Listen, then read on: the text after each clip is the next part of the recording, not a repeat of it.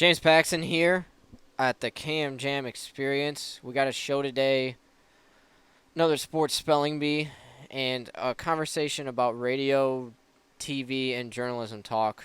Something happened last week that I found very interesting. To start with that, my good friend here, Cameron Gwynn, is here with me. Yes, sir. Do you think nowadays journalists don't have as much of a freedom of speech as they did before, or do you think they have more of a freedom of speech? That's hard to say. Their media is definitely under a lot of fire for certain things and certain things that they say. I would say no. No? I would say it depends. It's very different, and this will be the most non-sports show that we've ever done. And you'll hear more after this.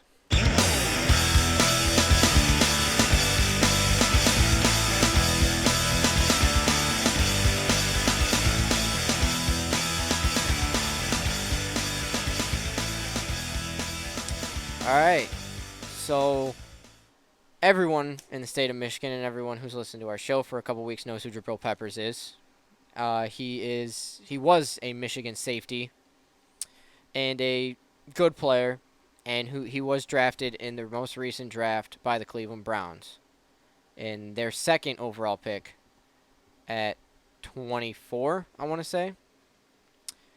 Anyway, so an ESPN radio host in Cleveland, Sabrina Parr, she made some comments that ended up getting her fired from her job. She said, and I quote, on the Really Big Show on ESPN's 850, "This is another Josh Gordon, but not because of their abilities on the football field. He's on the lean and Molly." Never heard it called the lean before, have you? Lean? Yeah. You obviously don't listen to Future. No, I don't. I know who Future is, but like I would never refer to it as, yo, they on that lean. So. Oh, you just don't know what lean is then. Let's go on. Is it that big? For a lot of rappers, yeah. That's why Lil Wayne went to jail so much. It was because he was sipping lean, and it's essentially... I'm saying that's not what I would call it.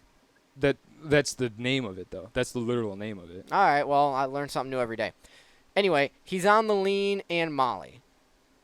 This guy is not going to make it. He's not even going to make it through the season. He's another Josh Gordon. I've seen it firsthand from a different vantage point, and it's the same thing all over again. How are you already high out of your mind, and you've only been here a week? And Peppers, the former safety from Michigan, now Cleveland Brown, tested positive for a diluted sample at the NFL Combine in March. I have a lot of thoughts about this. And my first one is I think she did one thing wrong. And that is say a specific type of drug. That's exactly what I was just going to say. That's really the only thing that's wrong with that statement. Because I don't exactly know why she was fired. Suspended, I could see. Fired, I don't see, for many reasons. One, a diluted sample is a failed sample. Mm-hmm. I mean, we can argue it as much as we can, but if you get a sample that's diluted, it's not positive, and it's not negative, so it's failed. Is that fair? That's fair. That's what happened. They said that he was sick, so he was drinking a lot of fluids. He had like 8 bottles of water the night before, which, I mean, quite honestly, that's about how many I drink in a day, so I don't know why sample would have been like that, but well, no, from what I got from that story you're talking about is it was like within the hour of him going to bed. Oh, okay. I don't know how you drink 8 bottles of water in 1 hour regularly. Yeah, that's a lot. But that's something else. Anyway, I think in this day and age, people are allowed to say that a person who has a diluted sample is on drugs. And I'm so confused why that was a big deal. And this confused me a lot, and I texted you as soon as I found this and said, "Really?" Like I was very much confused by this, and it's unfair to say what drugs he's on or what drug he is on. If he is on drugs, but to compare him to a Josh Gordon is perfectly natural. That's a bold statement because he's brand new, and It's I understand where bold, it's coming from. But I get the comparison. Right. She laid it out perfectly how she wanted it to sound. They've seen it before, and she's seeing it again with him. That's essentially what she was saying. Right. Adding in the fact that he's doing this drug and this drug and this drug, that's where she went wrong. But no, I agree with you. Definitely not fired. Suspended for like a week, yeah. But like, she definitely shouldn't have been fired. no. I mean, we hear Dan Leach saying that all the time, and he's not being fired from 97.1. There are lots of people who Who have make said it. references to saying that people are on drugs. Exactly. I get that she shouldn't have said what type of drug it was on, but I don't get, by accusing someone of being on drugs, how that's a fireable offense. It's and not. that's why at the beginning of the show I asked you about the freedom of speech question, because what's out of line now? I don't know. For someone who had a diluted sample, let's say the urine sample is out of the question now. Let's say he got it positive. And you accuse him of doing drugs, that's way out of line. That's practically slander at that point. Mm-hmm. That would be wrong. I don't see this being wrong. He got a diluted sample. And for all we know, he probably just could have been at a concert or something around weed and he was nervous about it or something like that. That's not. It could be a situation like that. It could be where he is doing drugs. It could be he was just sick, so he had a lot of water. Who knows the real situation? We don't know the real situation. That's absolutely correct. But she didn't say that she knew the real situation. Exactly. She didn't say that this is what I got from this person, and it wasn't a quote. No, it was off It the top of was the head. completely opinion. Right. And when you do, I'll say journalism, TV, print, or radio, with the exception of being a beat writer in print, there's mix of opinion to straight fact. And that was too much opinion.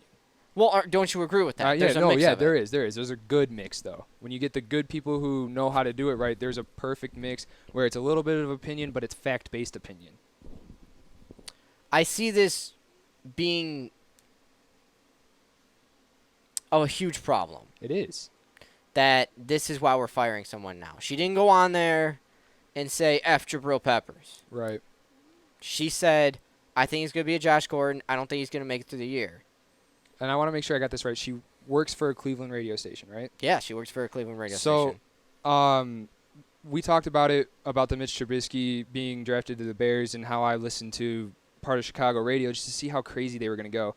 And they were positive as all could be.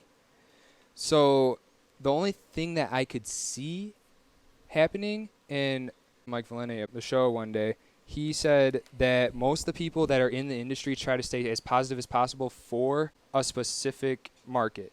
So maybe they don't like the fact that she wasn't being positive for that market, and that's why they got rid of her. Maybe there's other offenses where she wasn't positive also. Who knows? But if it's just this, there's no reason for it. I don't know if this is her first offense. I don't know what has happened. But frankly, if this is what's going on and this was a first offense, I don't exactly see why she was fired. Neither do I. I don't get it. And that's why this confuses me. And that's why I want to kind of see what direction we're heading in. Like, let's say I want to have a conversation involving Bryce Harper, and Bryce Harper's hitting terrible. So I'm going to say he's being a terrible hitter right now. Is that out of line? No, that's what he's doing. He's okay. hitting terribly. Right. That's completely natural. But for someone who had a diluted urine sample, and you say they're on drugs, that's very equivalent to someone who's hit 20 home runs in 2 weeks and saying they're on steroids. People do it all the time. Yeah. So that's the comparison I say. Because people still question if, like, Miguel Cabrera, Albert Pujols, all those players like that put up those crazy, outrageous numbers, they always are going to question that the whole career. That's something that happens in all of sports. So this is the same as me saying that Miguel Cabrera was on steroids when he won the Triple Crown. Right. And that's what confuses me completely about this. And like I said, I don't know if this isn't her first offense. And to be fair, she shouldn't have said the drug. No. That should have been clear that when you assume someone is on drugs because of a diluted sample, you don't say the actual drug. But I don't understand what's going to happen now in journalism or radio or television if people are getting fired for saying that. I don't know the full story, but I wanted to bring it up to you because this is something I'm definitely worried about involving freedom of speech with other people. Like, who knows what can be considered wrong now? Well, and then it's obviously something that we're going into also. So that's also scary, knowing that if we slip up and say something like that, we're gone. There's the potential for that now, Right. where we probably would have had a little more freedom a few years back. Absolutely. That is something that It's scary. it's something that people never really realize that could happen, and that is most of the time people who say wrong things involving sports media don't think that it's wrong until after they said it and somebody said it's wrong. All right. So we want to see if you are the real genius Jimmy real quick. I loved doing this. The Spelling Bee, the second edition of the Sports Spelling Bee. The computer is being turned off as we speak. Whoop! That's me taking his phone. He has nothing but a pen and a piece of paper, and we are about to get underway right now. So I got 5 names for you, okay? All right. We got baseball, soccer, basketball, football, and another basketball player. Are you ready Ready. for the Sports Spelling Bee second edition? You know what? Let me explain why we're doing this real quick. At the end of this month, there's something that I find fascinating when you have preteens and teens standing on a stage spelling these huge words that I didn't even know existed in the Scripps Spelling Bee. That is at the end of this month, the 31st, going into June 1st. So that's why we're doing this. It's a little fun because it's sports, you know? So let's get underway. This guy, his name barely fits on his jersey, okay? He plays for the Blue Jays. He once was a Tiger. Jared Saltalamacchia.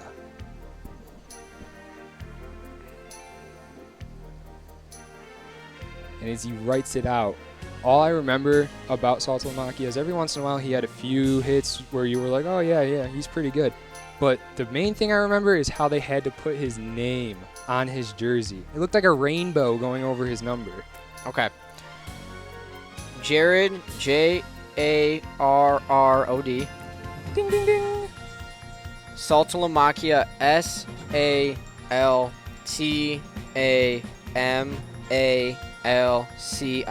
No! Do you want me to re-say his last name and try again? Because you didn't get it right. Well, then, no, because I Okay. didn't get it right. Saltalamacchia is Saltalamacc.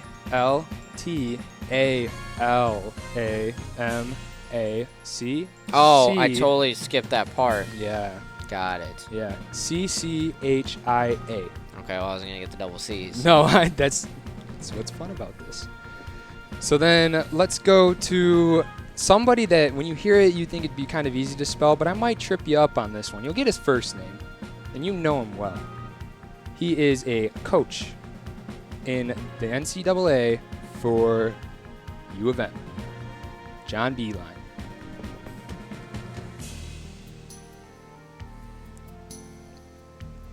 This is so much fun seeing the effort on Jimmy's face as he writes it out. Looking to John, see. Jon? No! I thought that's how he spelled John. No. Is it John? Yes, sir. Oh, okay. I'm sorry, that's not a point for you. Okay, Beeline, Beilen. No. No, No, sir. no, okay, I'm how do you sorry. spell Beeline? Right now, you are 1 for 4, and Beeline is spelled Beilein.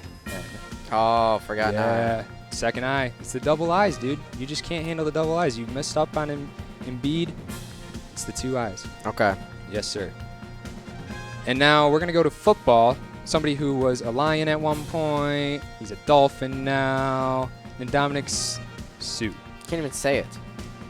Ndamukong Suh? Ndamukong Suh. Yeah. Okay. You got it. The wheels are turning.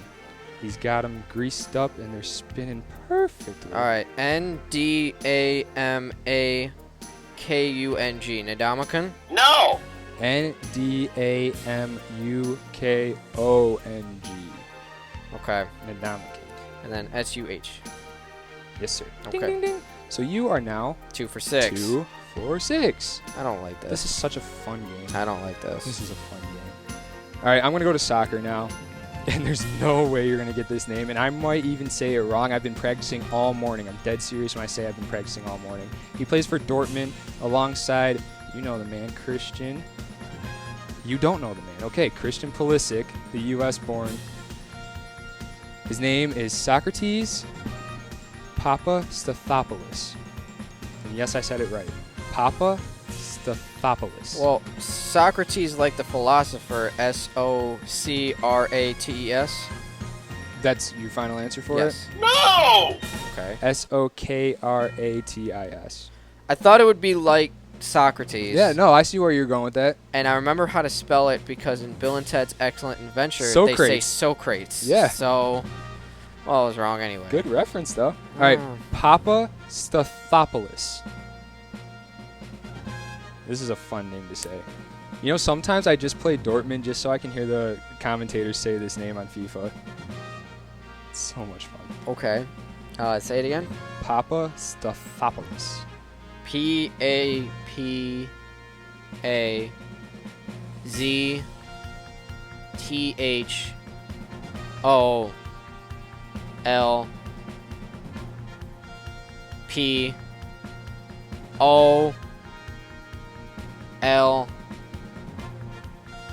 P-A-P-A-Z-T-H-O-L-P-O-S. No! Okay, you know, I'm not 100% sure what you just spelled. that was interesting. That was a good one. No, it is P-A-P-A. You got that right. Good job. S-T-A-T-H-O-P-O-U-L-O-S. Papastathopoulos. Okay. Is that your new favorite last name for a athlete now? No. No? You hate it? All right. You talked about this guy for the Raptors, and you couldn't say the Raptors, sorry. And you couldn't say his name. You intentionally picked a Number- guy who I said last week who I couldn't even say his name. Yep, number 17 from the Toronto Raptors. And let me make sure I get it right because I've been, like I said, practice this morning. Jonas Valanciunas. Can you say the last name again, please? Valanciunas. I told you, I've been practicing all morning. I Googled the names to try to figure out the correct pronunciation. I read them with the weird, funky letters, you know, where it like splits it up for you so you know what you're looking at. Let's see what you got. You wrote it down? Yes. All right. Jonas. Jonas. Woo!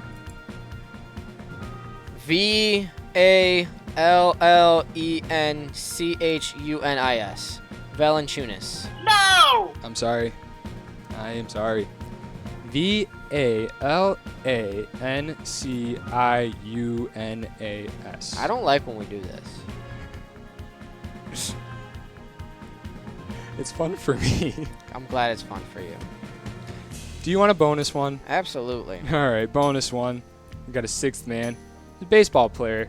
He's a former baseball player. We saw him in the English D. We saw him in, quite frankly, a lot of teams. Torrey Hunter. This should be a gimme, right? Yeah, this one's easy, man. Do it. You got an easy one on me.